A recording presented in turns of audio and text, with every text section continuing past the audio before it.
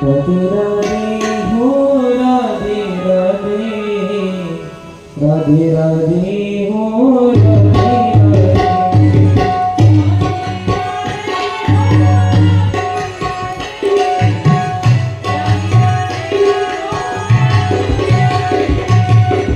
राधे राधे हो राधे राधे राधे राधे हो राधे राधे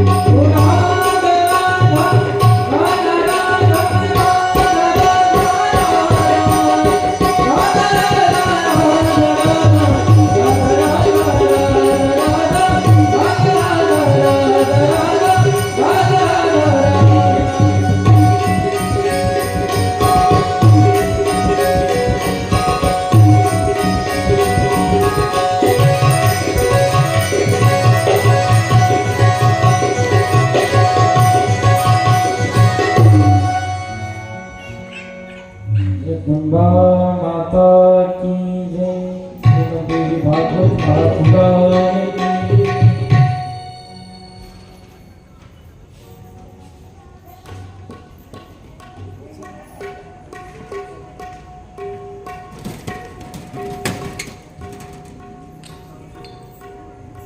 चित्रांगद हा वीरगतीला प्राप्त झालेला आहे आणि विचित्र वीर्य गादीवरती बसलेला आहे।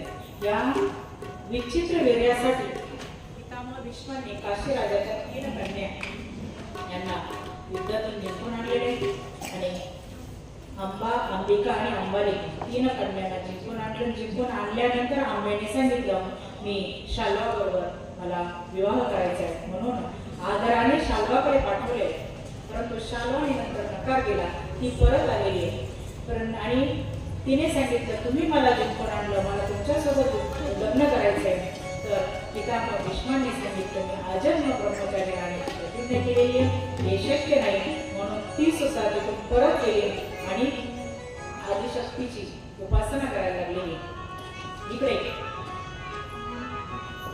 अंबिका आणि अंबालिका या दोघींचा विवाह या विचित्र वीर्याबरोबर लावून दिलेला आहे आणि तो फार कामी होता आणि कामी असल्यामुळे फक्त 9 वर्ष तो त्यानंतर जिवंत राहिला आणि आजारामुळे त्याला क्षयरोग झाला आणि त्या आजारामुळे तोही मरण पावला। बघा, हे दैव किंवा आदिशक्तीची लीला कशी आहे किंवा तुमचं आमचं दैव काय म्हणतं, ज्याच्यासाठी वडिलांनी अट ठेवलेली होती, काय, माझ्या मुलीचेच मुलं गादीवरती बसावे ही अट होती, पण विधीचं विधान काही वेगळंच होतं। काय, 2 मुलं झाली, कोणाला, सत्यवतीला 2 मुलं झाली, परंतु दोघही वीरगतीला प्राप्त झाली, दोघही राहिले नाही आणि जो होता त्याने काय केलेलं होतं, अजन्म ब्रह्मचारी राहण्याची प्रतिज्ञा केलेली होती। त्यामुळे आता या राज्याला वारसच शिल्लक राहिला नाही कोणी, त्या राजगादीवरती राज्याचा वारस नाही, राजगादीवरती कोणी बसावं, तिला चिंता लागून राहिली, कोणाला, सत्यवतीला चिंता पडली, त्या राजगादीवरती कोणी बसावं, कोणाला बसवावं। मग पितामह भीष्मांना विनंती केली, दैव कसं असतं, अगोदर त्याचे मुलं राजगादीवरती बसतील म्हणून भीती होती आणि आता पितामह भीष्मांना विनंती केली, हा वंश पुढे काहीतरी चालला पाहिजे, कुरूंचा वंश पुढे वाढला पाहिजे, याच्यासाठी आता तुम्हालाच काहीतरी करावं लागेल। भीष्मांनी सांगितलं, आता ते शक्य नाही, मी प्रतिज्ञा केलेली आहे आणि प्रतिज्ञा माघारी घेणार नाही, मग हे कसं होणार। तर त्यावेळेला पितामह भीष्मांनी सांगितलं, एखाद्या महात्म्याकडून गोलोक पुत्रांची कायदा प्राप्ती करा, या आईला मार्गदर्शन केलेले आहे, कारण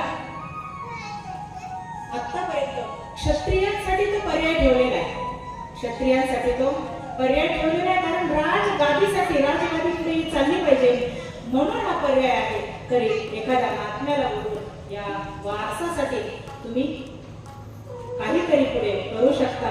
तर त्याच वेळेला सत्यवतीला आठवण झाली, आपला मोठा मुलगा कोण, व्यास, व्यासांची आठवण झाली आणि व्यासांची आठवण झाल्याबरोबर व्यास क्षणात ते प्रकट झाले आणि प्रकट झाल्यानंतर आईला विचारलं, मला त्याच्यासाठी बोलवलं, तुला काय दुःख आहे ते सांग। तर त्यावेळेला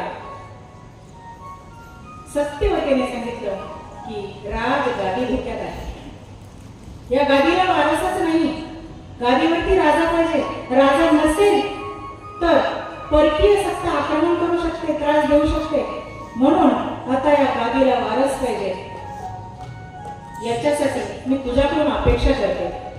त्यांनी सांगितलं, व्यासांनी सांगितले हे शक्य नाही,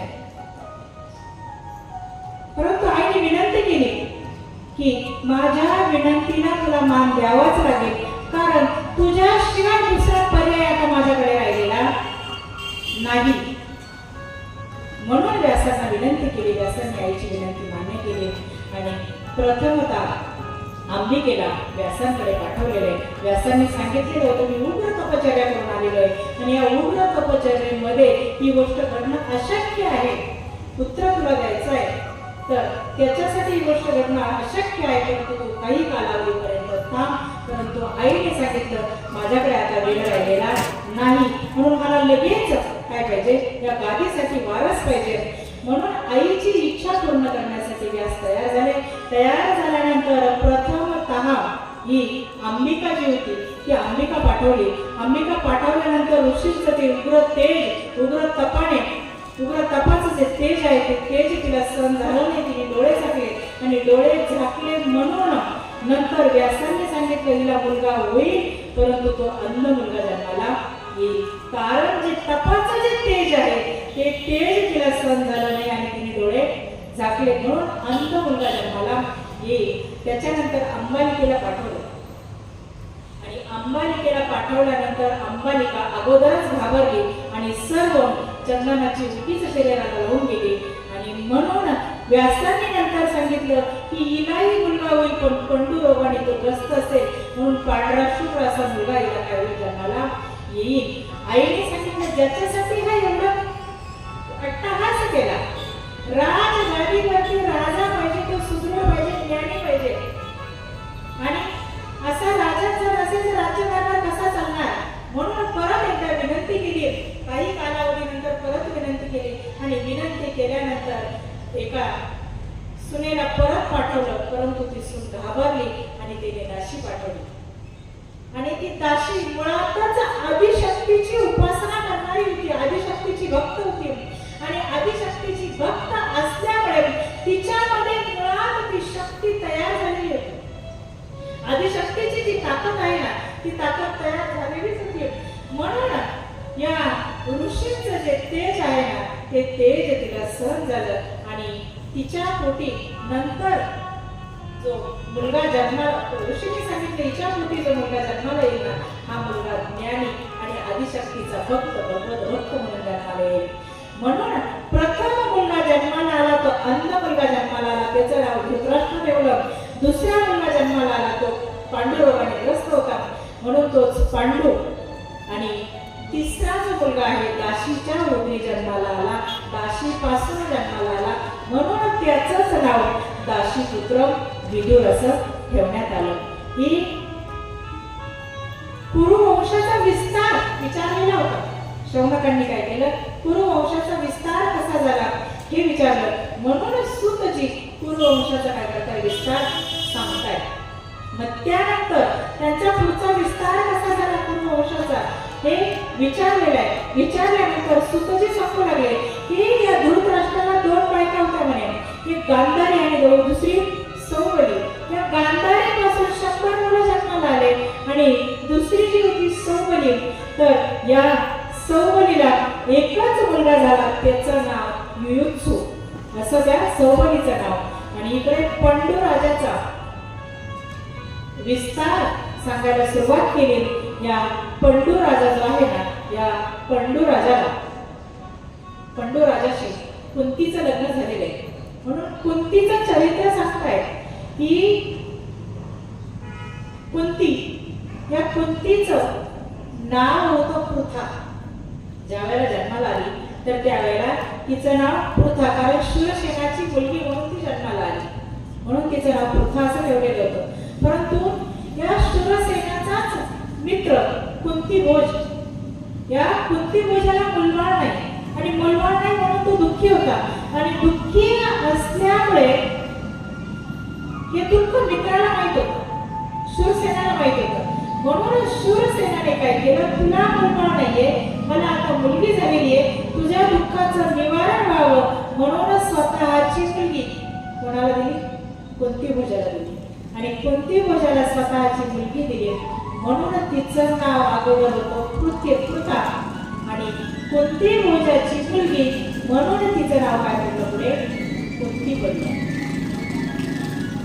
बघा ही कथा सर्वांना माहीत असेल, बऱ्याच जणांना माहीत असेलच, काहींना माहीत असेल, काहींना माहीत नसेल. परंतु प्रत्येक कथेतून काहीतरी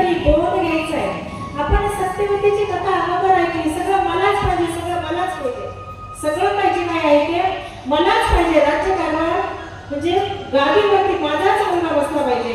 परंतु आदिशक्तीच्या मनामध्ये काहीतरी वेगळं होतं. त्याच्यामुळे पुढे किती संकट आली, म्हणजे तिचा मुलगा राजगादीवरती बसावा ही तिची जी इच्छा होती ती इच्छा पूर्ण झाली नाही. आणि आज इकडे कुंतीचं चरित्र बघितलं तर कुंतीच्या पूर्ण चरित्रामध्ये दुःख सांगितलंय.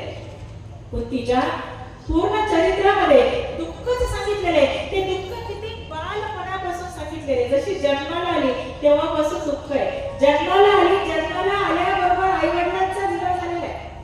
जन्माला आल्याबरोबर आईचा आणि वडिलांचा विरह झाला. आई वडिलांनी मित्राला दिलेला आहे. बघा दुःख केवढं आहे. जन्माला आल्याबरोबर आई वडिलांचा विरह, तिकडे वडिलांकडे गेली. मला सांगायचं कशासाठी, ही कथा मी पूर्ण सांगणार आहे. कशासाठी सांगणार आहे तर या कथेचं वर्णन पण या ग्रंथामध्ये पूर्ण आलेलंच आहे. आणि बघा हल्ली ज्या मुली असतील किंवा महिला असतील, थोडीशी प्रतिकूल परिस्थिती निर्माण झाली तरी ती सहन करत नाही. हल्ली प्रतिकूल परिस्थिती थोडी जरी आली तरी सहन करण्याची ताकद हल्लीच्या मुलींमध्ये नाही. तेवढी सहनशीलता नाही, तेवढी ताकद नाही.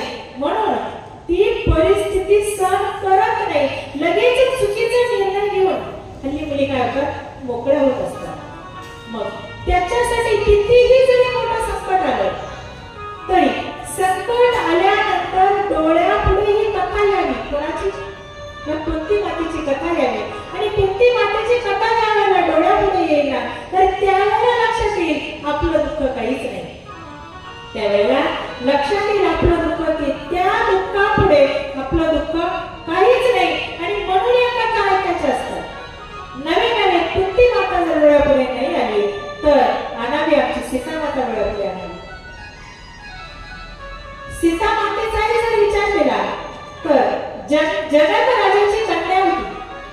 सीता माता ही जनक राजाची कन्या, दशरथ राजाची सून. आणि हा ब्रह्मांडाचा जो नायक आहे ना त्या ब्रह्मांड नायकाची पत्नी होती. कोण, सीता या ब्रह्मांड नायकाची पत्नी होती. परंतु तिचं जर चरित्र डोळ्यापुढे आणलं तर 14 वर्षाचा वनवास तिला नाहीये, वनवास पतीला झालेला आहे. तरी विचार केला जिथे पती तिथे मी, जिथे देव तिथे भक्त. म्हणून पतीबरोबर वनवास स्वीकारला. त्यावेळेला तिने निर्णय घेतला असता तर वडिलांकडे जाऊन राहू शकत होती. राजाची कन्या, एका राजाची कन्या आणि राजाची सून आहे. ज्या राजाची सून आहे त्या दरबारामध्ये ती राहू शकत होती. ज्या राजाची कन्या आहे त्या राजाकडे ती परत जाऊ शकत होती. परंतु तो निर्णय तिचा स्वतःचा आहे. निर्णय कोणाचा, स्वतःचा आहे. तिला सगळे विरोध करत होते.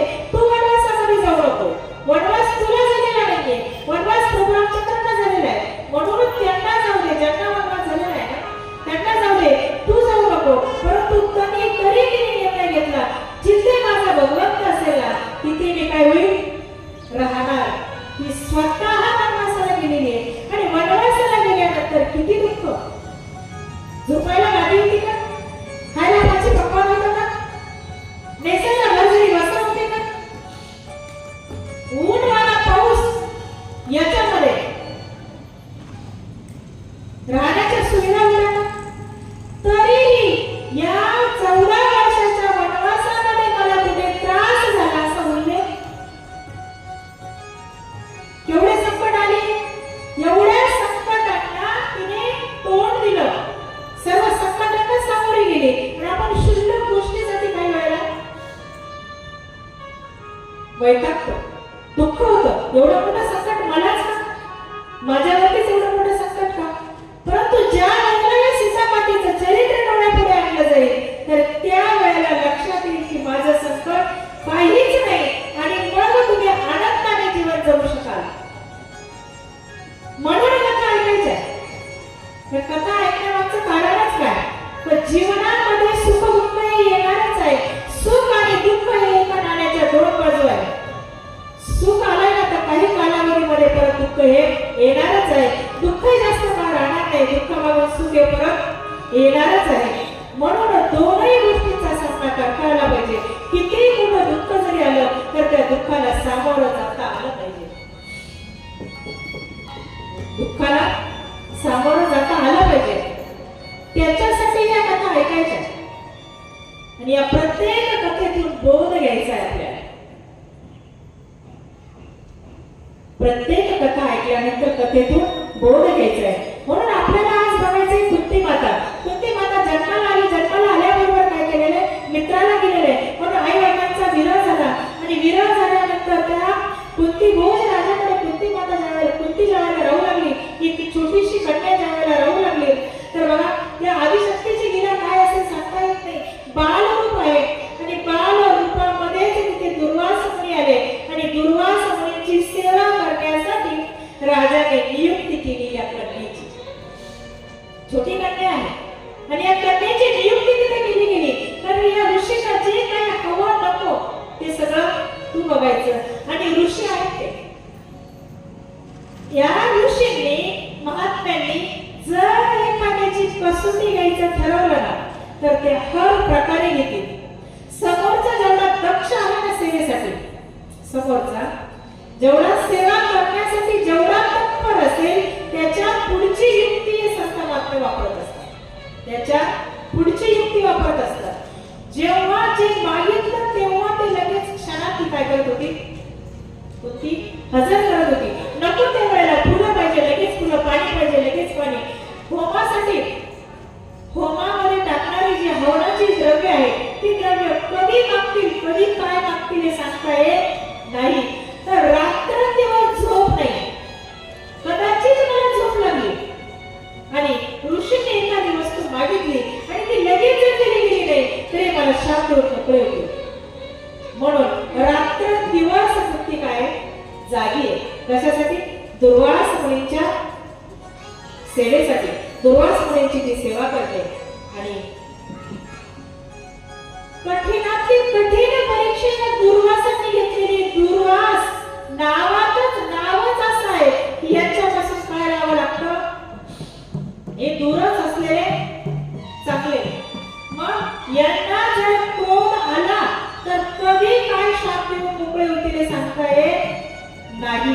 परंतु त्यांच्या सेवेला जो शब्द मुखातून निघाला ती वस्तू लगेच कुंतीने काय केली?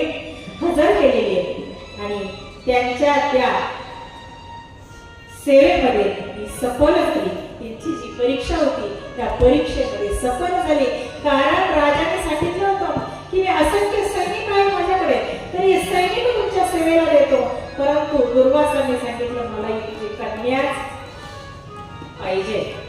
म्हणजे आदिशक्ती पुढचं तिचं जे काही कार्य आहे ना त्या कार्याचं नियोजन अगोदरच करून ठेवते. ते आपल्याला कळत नाही. पुढचा जो वंश वाढणार होता, जे कार्य होणार होतं त्याचं नियोजन आदिशक्तीने अगोदर केलेलं होतं. ते त्रास झाला परंतु लक्षात येत नाही आदिशक्तीचं नियोजन. तिने मनापासून दुर्वास ऋषीची सेवा केली. दुर्वास ऋषी प्रसन्न झाले आणि प्रसन्न झाल्यानंतर दुर्वास ऋषीने सांगितलं तुला मी एक मंत्र देतो आणि तो मंत्र उच्चारल्यानंतर तू ज्या देवतेला आव्हान करशील ती देवता तुझ्याकडे येईल आणि त्या देवतेपासून तुला पुत्र प्राप्ती होईल. हे दुर्वास ऋषीने सांगितलं. दुर्वास ऋषी निघून गेले. परंतु स्त्री स्वभाव वृत्तावान बरेच लक्षण भागवतामध्ये सांगितलेले, पण इथे जास्तीत जास्त महिला आहे, सांगणारी महिला आहे. पण मी एकच गोष्ट सांगणार आहे, जास्त नाही. काय म्हटलं त्यांनी? शरीर स्वभावच मुळात काय आहे म्हणजे उतावा असल्यामुळे तिच्या मनामध्ये आले खरं की खोटं. काय खरं की खोटं? म्हणून एका मंत्राचा प्रयोग केला. सूर्यनारायणाला आव्हान केलं. आव्हान केल्याबरोबर सूर्यनारायण प्रकट झाले आणि प्रकट झाल्यानंतर घाबरली आणि सांगितलं मी कुमारिका आहे, माझ्याकडून चूक झाली, मला माफ करा. परंतु सूर्यदेवाने सांगितलं मी एकदा आल्यानंतर आमचं कार्य पूर्ण केल्याशिवाय जाणार नाही.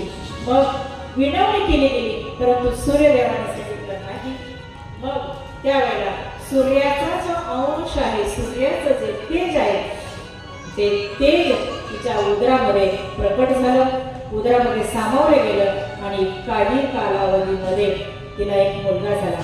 बघा, मला कुंतीचं दुःख सांगायचंय. जन्माला आली, जन्माला आल्याबरोबर आई वडिलांचा त्याग झाला, मित्राकडे गेलेली आहे आणि तिथं गेल्यानंतर सुद्धा दुर्वास ऋषींची बऱ्याच कालावधीपर्यंत दुर्वास ऋषींची सेवा करावी लागली.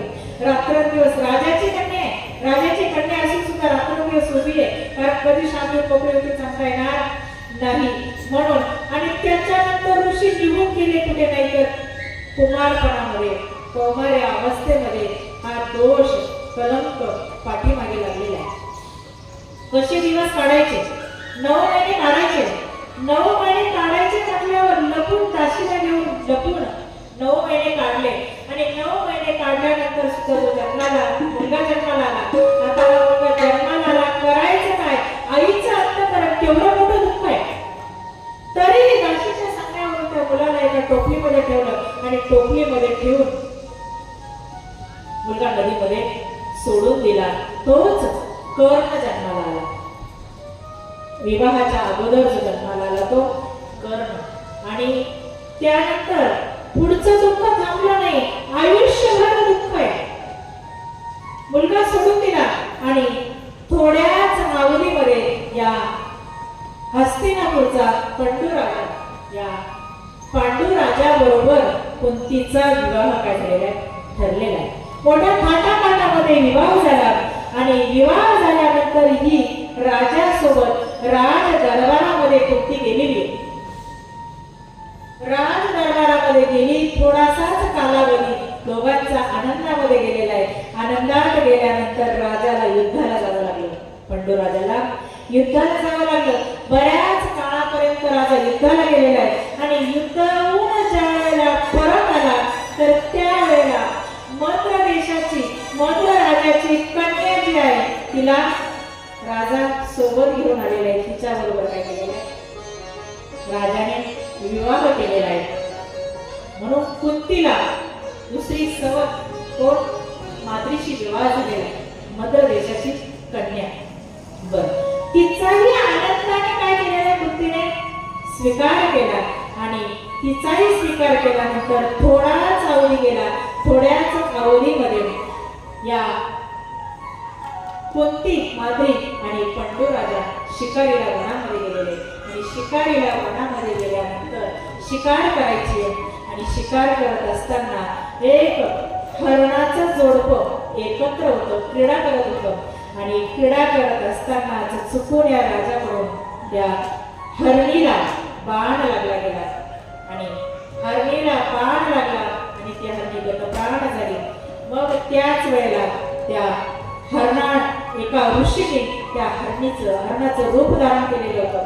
मग ते ऋषी रूपामध्ये आले आणि ऋषीने शाप दिला राजाला की आम्ही क्रीडा करत असताना तुम्हाला काय केला, आम्हाला बाण मारलास, म्हणून तू सुद्धा ज्या वेळेला स्त्रीच्या जवळ जाशील त्याच वेळेला तुझा मृत्यू होईल. बघा दुःख किती.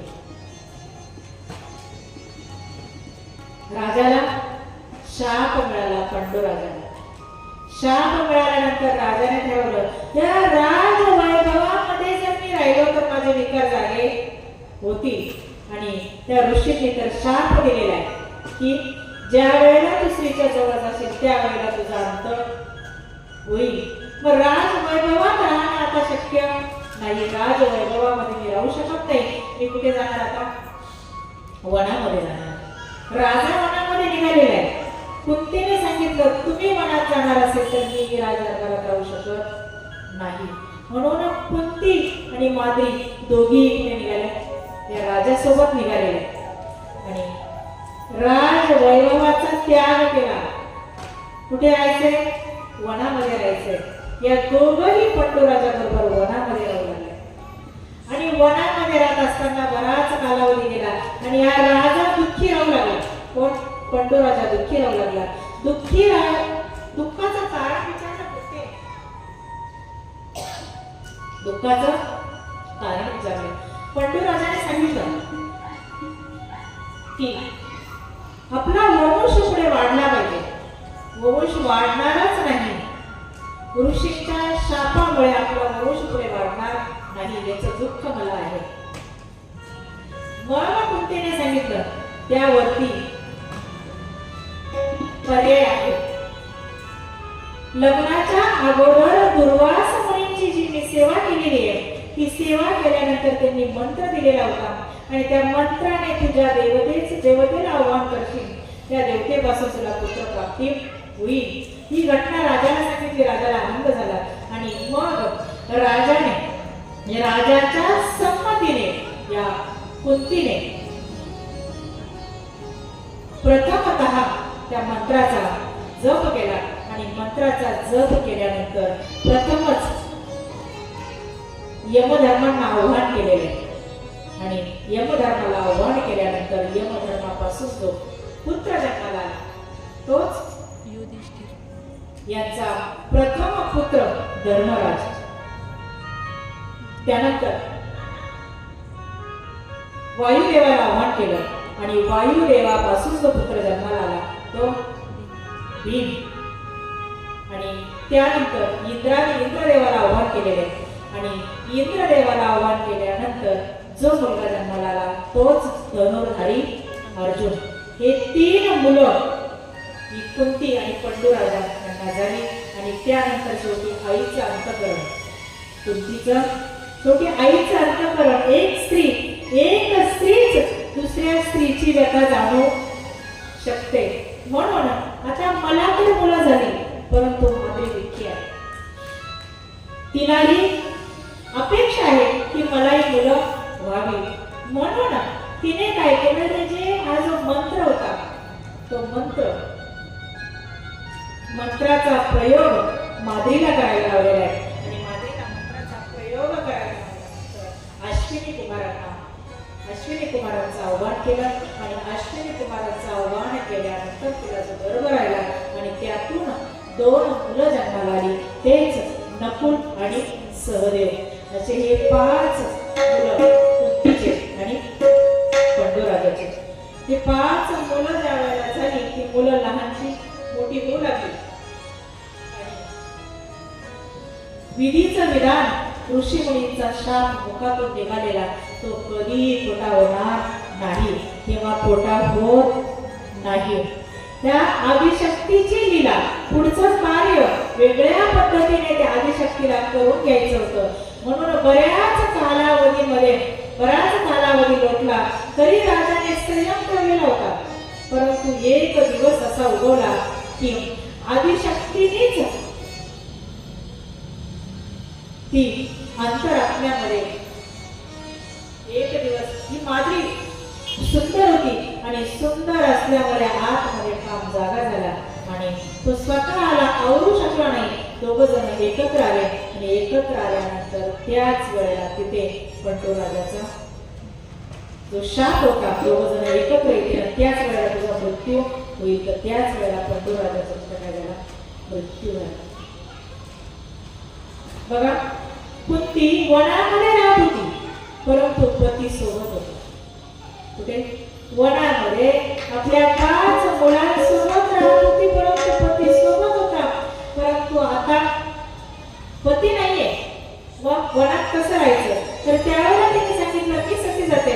परंतु माद्रीने सांगितले माझ्या काय झालंय म्हणून सती आता मी जाणार आणि मुलांचं जे संगोपन आहे ते संगोपन कुंतीला सांगितलं तुम्ही चांगल्या पद्धतीने करू शकता. म्हणून मुलांचं संगोपन करण्याचं कार्य तुम्ही करा परंतु पती सोबत सती जाण्याचं काम मला करू दे. म्हणून माद्री सती गेली आणि त्यानंतर ही बातमी ज्या वेळेला हस्तिनापुरामध्ये समजली तर हस्तिनापुरात समजल्यानंतर इकडं पितामह भीष्म स्वतः वनामध्ये गेलेले आणि वनामध्ये गेल्यानंतर या 5ही मुलांना सोबत घेतलं. कुंतीला सोबत घेतलं आणि सोबत घेऊन कुठे आणलेले? हस्तिनापुरामध्ये आणलेले. आणि हस्तिनापुरामध्ये आणल्यानंतर सगळ्या समाजाने कलंक लावलेला. समाज कसा आहे आपण कालच बघितलं. समाज चांगल्याला चांगलं कधी राहू देत नाही. सगळ्यांनी कुंतीवरती शंका घेतलेली आहे. कारण पंडूराजाला तर शाप होता, मग ही मुलं कशी काय? तर त्यावेळेला सगळ्या देवांनी प्रत्यक्ष प्रकट होऊन साक्ष दिली की कुंती माता कुंती पवित्र आहे आणि या मंत्र जपाने आमची शक्ती तिच्या सोबत गेलेली आहे. सर्व देवांनी जेव्हा साक्ष दिली तेव्हा तिचा काय केला, या समाजाने स्वीकार केला. आणि त्यानंतर ज्या वेळेला ये हस्तिनापुरामध्ये 5 पांडव 5 मुलं आणि कुंती राहू लागली, तर त्यावेळेला इकडे धृतराष्ट्राचे 100 जे होते ना, ते 100 यांना त्रास देत होते. किती त्रास दिला, विष प्रयोग तर केला, भोजनामध्ये विष टाकलं, विष देऊन मारण्याचा प्रयत्न केला. त्यांना सर्प चावून तरी मरतील म्हणून सर्प यांच्यावरती सोडलेले अनेक प्रकार केले या पांडवांनी, या कौरवांनी पांडवांना मारण्याचे. परंतु ज्यांच्या पाठीमागे आदिशक्तीची ताकद आहे त्यांना कोणीही काही करू शकत नाही. संकट भरपूर आले, परंतु या सर्व संकटांना तोंड देण्याची ताकद त्यांच्यामध्ये निर्माण झाली. याचं कारणच ते आदिशक्तीची उपासना करत होते, आदिशक्तीची भक्ती, आदिशक्तीची सेवा त्यांच्या सोबत होती. म्हणून अनेक संकट आले तरी त्या संकटांना त्यांनी तोंड दिलं. काही कालावधीनंतर ज्या वेळेला या लक्षगृहामध्ये जाळलं गेलं, लक्षगृह तयार केलं, त्याचा जाळण्याचा प्रयत्न केला. त्यानंतर वनात गेले. वनात गेल्यानंतर हे द्रौपदी सोबत त्यांचा विवाह, 5 पांडवांचा द्रौपदी सोबत विवाह झाला. विवाह झाल्यानंतर काही कालांतराने परत ते हस्तिनापूरमध्ये आले. हस्तिनापूरमध्ये आल्यानंतर सुद्धा त्यांना हस्तिनापूरचा विचार केला तर अर्ध राज्य त्यांचं होतं, परंतु अर्ध राज्य न देता त्यांना खांडव वन दिलं. त्या खांडव वनाचं सुद्धा इंद्रप्रस्थ त्यांनी केलं. आणि खांडव वनाचं इंद्रप्रस्थ केल्यानंतर तिथे एक यज्ञ आरंभला. ही जी पांडवांची जी लीला आहे, ही लीला सांगण्याचं कारण काय की आदिशक्तीचा जो यज्ञ आहे किंवा आदिशक्तीची जी लीला आहे, ही आदिशक्तीच्या यज्ञातून यज्ञ कसा करायचा आणि यज्ञ कसा केल्यानंतर काय फळ मिळतं याच्यासाठी या कथा सांगितलेल्या आहे. हा कुरुवंश जो आहे, या कुरुवंशाचा विस्तार सविस्तरपणे सांगितला का, तर आदिशक्तीचा यज्ञ कशा पद्धतीने केल्यानंतर काय फळ मिळतं हे सांगण्यासाठी हा वंश सांगितलेला आहे. तर या इंद्रप्रस्थ दिलं, खांडवन दिलं, खांडवनाचं इंद्रप्रस्थ केलं. इंद्रप्रस्थामध्ये यांनी यज्ञ आरंभला आणि यज्ञाचा आरंभ केल्यानंतर यज्ञ पार पडलेला. यज्ञ पार पडला आणि यज्ञ पार पडल्यानंतर लगेचच या यज्ञ पार पडला. तर त्यावेळेला त्या यज्ञामध्ये विचार जर केला तर प्रत्यक्ष भगवंत तिथे हजर होते. यज्ञामध्ये प्रत्यक्ष भगवंत हजर होते, प्रत्यक्ष धर्मराज हजर होते. प्रत्यक्ष धर्मराजा म्हणजे मूर्तिमंत धर्म तिथे हजर होता. आणि एवढा असताना तो यज्ञ पूर्णत्वाला तिथे गेलाच आणि यज्ञ पूर्णत्वाला गेला, परंतु यज्ञाचा परिणाम काय झाला ते आपण पुढे बघणार आहोत. परंतु हा यज्ञ पूर्णत्वाला गेला आणि यज्ञ पूर्णत्वाला गेल्यानंतर लगेचच थोड्याच दिवसामध्ये युद्धामध्ये काय करावं लागलं, हे 5 पांडव हरले गेले. आणि हरल्यानंतर परत वनवास. मला कुंतीचं चरित्र, कुंतीचा वनवास केवढा आहे, कुंतीचं दुःख केवढं आहे, परंतु हे सगळं दुःख तिने सहन केलं का, तर त्यावेळेला तिने सांगितलं एवढं दुःख मला झालं, परंतु हा जो ब्रह्मांडाचा नायक आहे ना, हा नायक माझ्यासोबत होता. आणि ज्या वेळेला शेवटी या कुंती मातेवरती हा ब्रह्मांडाचा नायक जेव्हा प्रसन्न झाला आणि त्यावेळेला तिने सांगितलं तुला काय पाहिजे ते मागून घे, तर त्यावेळेला सुद्धा कुंतीने सांगितलं मला दुःखच दे, मला सुख नकोय.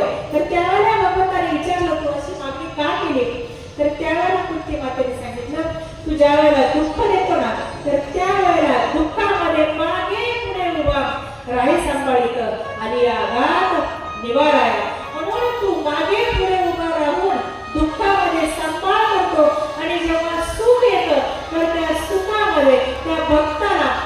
करतो, सोडून निघून जातो. म्हणून दुःख असल्यानंतर तू आम्हाला सोडून जाणार नाही, म्हणून दुःखाचीच मागणी केलेली आहे.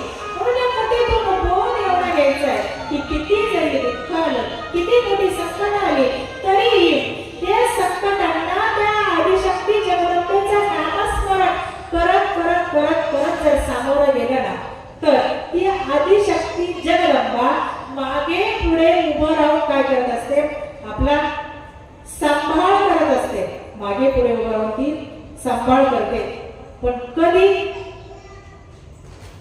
संकटामध्ये सुद्धा तिचं जर अखंड आपण नामस्मरण केलं,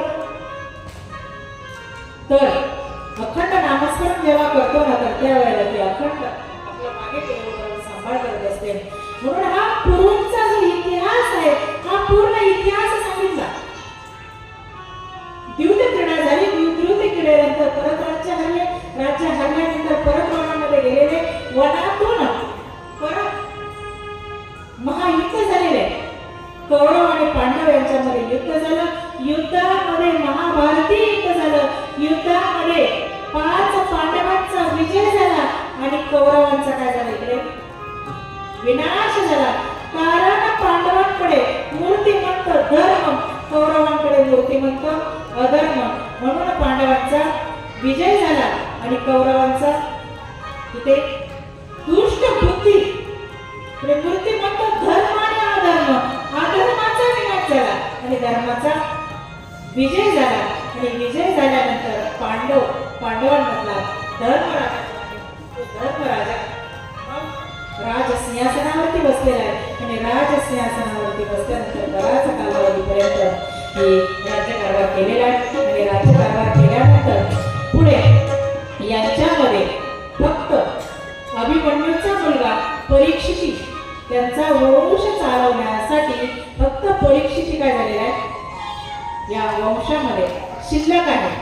म्हणून या पांडवांनी परीक्षितीला राज्यावरती बसवलं. परीक्षितीला राज्यकारभार परीक्षितीकडे सोपवला आणि पांडव वनामध्ये निघून गेलेले. आणि त्याच्या अगोदर गांधारी, धृतराष्ट्र आणि कुंती जोपर्यंत पांडव राज्यातच होते, त्याच वेळेला ते वनामध्ये निघून गेले. बराच कालावधीपर्यंत वनामध्ये राहिलेले.